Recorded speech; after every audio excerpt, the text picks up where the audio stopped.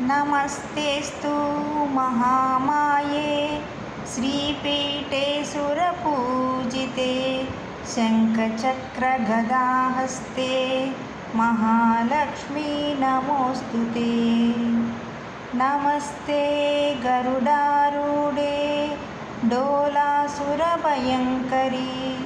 सर्वपापहरे देवी महालक्ष्मी नमोऽस्तु ते। सर्वज्ञे सर्ववरदे सर्वदुष्टभयङ्करी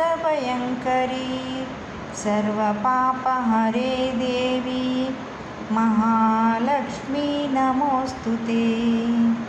सिद्धिबुद्धिप्रदे देवी भुक्तिमुक्तिप्रदायिनी